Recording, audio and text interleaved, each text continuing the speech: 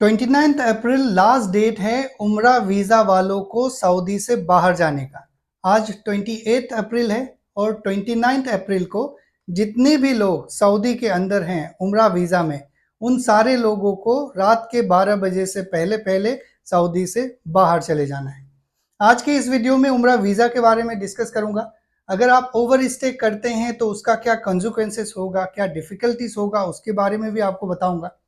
Visit visa का update share करूंगा और वीज़ा एक्सटेंशन के बारे में भी आपको बताऊंगा। साथ ही बहुत ही इंपॉर्टेंट और इंटरेस्टिंग बात आपको बताऊंगा र्यूमर्स के बारे में। कल लास्ट डेट है उम्रा वीज़ा का। ये क्लियर हो गया कि आज का इस सीजन का 1446 का जो सीजन है उसका लास्ट डेट कल है। कल लोग वापस चले जाएंगे। इसके बाद फिर हज के बाद उम्रा वीज़ा शुरू होगा। आपको मैं एक सीक्वेंस में बताऊंगा एंड में कि कैसे र्यूमर्स फैला शुरुआत से, और आपको पता चलेगा कि कितने गलत तरीके से गलत इंफॉर्मेशन को फैलाया जाता है। तो वीडियो को आप कंप्लीट देखिएगा। अगर आपने इस चैनल को सब्सक्राइब नहीं करा है तो सब्सक्राइब कर लीजिए। पहले बात करते हैं उम्रा वीज़ा के बारे में। उम्रा वीज़ा का लास्ट एंट्री 13 अप्रैल था और 29 अप्रैल तक आप रुक सकते हैं सऊदी के अंदर और आपको वापस चले जाना है। जिन लोगों का टिकट 29 को है उनसे मैं ये रिक्वेस्ट करूंगा कि वो अपनी एयरलाइन का पैटर्न को ऑब्जर्व करें। अभी एक ही दिन बच गया है तो आप अगर उसको ट्रैक करेंगे, अच्छे से अपने मोबाइल को चेक करेंगे, मैसेजेस को चेक करेंगे, ईमेल को चेक करेंगे, तो कभी ऐसा होता है कि फ्लाइट रीशेड्यूल्ड हो जाता है। हमने तो टिकट बुक कर लिया लेकिन हमें लगता है कि वो सही समय पे जाएगा, लेकिन कई बार फ्लाइट रीशेड्यूल्ड हो जाता है, कैंसिल हो जाता है। वो आपको मैसेज और ईमेल के द्वारा नोटिफाई करता है। तो बराबर चेक करते रहिएगा, ट्रैक करते रहिएगा फ्लाइट को, ताकि आपको एडवांस में पता चले। नहीं तो एयरपोर्ट में जाने के बाद आपको सरप्राइजेस मिलेगा। मान लीजिए आपको कोई भी डिफिकल्टीज आता है तो सबसे पहला काम आप ये कीजिए कि जो आपके एजेंसी है जिनसे आपने वीज़ा लिया है, मान लो मैंने आपको वीज़ा दिया था, तो तुरंत उनको कांटेक्ट कीजिए। अगर आप उनको कांटेक्ट करेंगे तो कुछ ना कुछ सॉल्यूशन आपके लिए जरूर देंगे। अब मान लीजिए जो लोग 29 अप्रैल के बाद भी रुक जाते हैं किसी भी कारण से, इंटेंशनल या फिर अनइंटेंशनल कारण से रुक जाते हैं, अपनी मर्जी से या अपने बिना मर्जी से किसी भी कारण से रुक जाते हैं, तो उसका कोई सुनवाई नहीं है।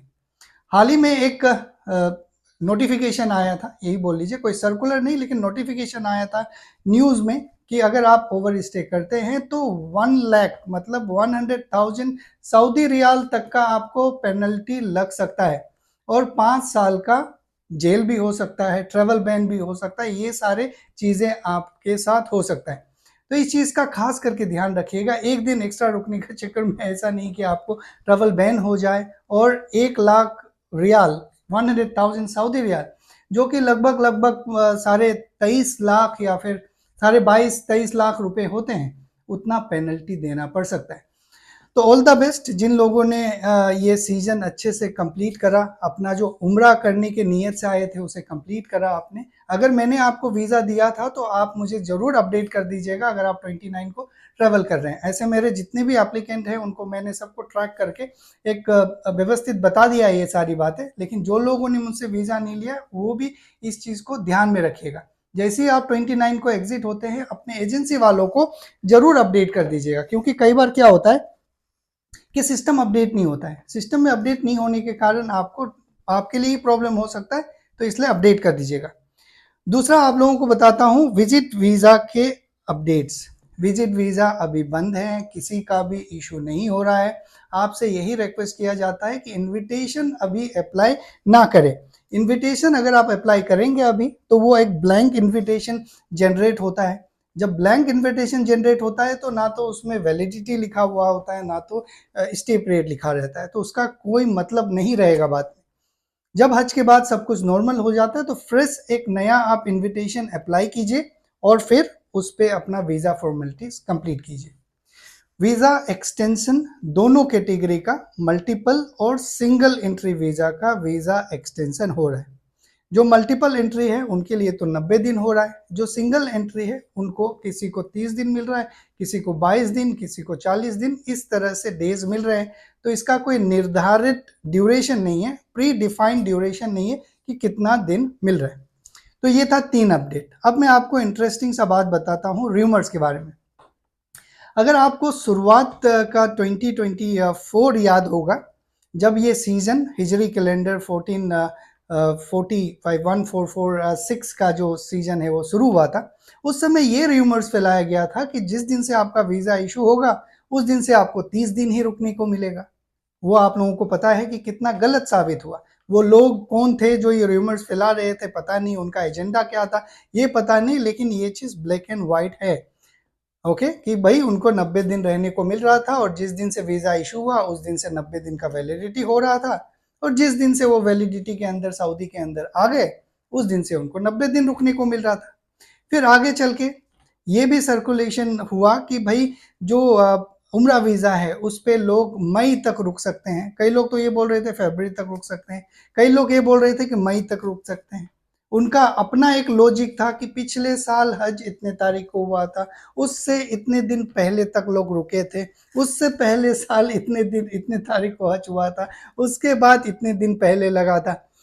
लेकिन ये सारे जो कॉन्सेप्ट है वो स्क्रैप हो जाता है जब गाका का सर्कुलर आता है। जब इस तरह के डेट्स होते हैं कोई भी, तो वो गाका एक सर्कुलर लिख के आपको बता देता है कि भाई ये डेट्स हैं। और मैं आपको शुरुआत से ही बता रहा हूँ, वीजा में शुरुआत से ही ये डेट्स लिखे हुए थे। ओके, तो ये क्लियर था, पता नहीं लोग इस तरह के एजम्पशंस क्यों कर रहे थे। और हाल में एक और पीडीएफ सर्कुलेट हो रहा था, बहुत सारे लोगों ने मुझे व्हाट्सएप में भेजा, आप लोग में से भी कई लोग भेजे होंगे, लेकिन मैंने बहुत सारे लोगों को रिस्पॉन्स नहीं किया।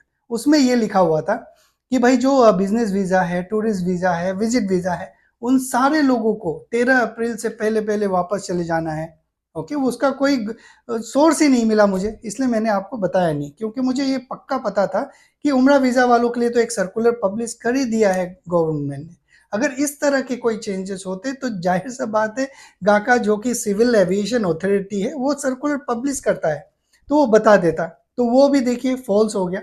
तो ये जो र्यूमर्स हैं इसका एक चेन है, पता नहीं क्यों जनरेट होता है, कौन जनरेट करता है, उसके पीछे का ऑब्जेक्टिव क्या है, ये पता नहीं होता है।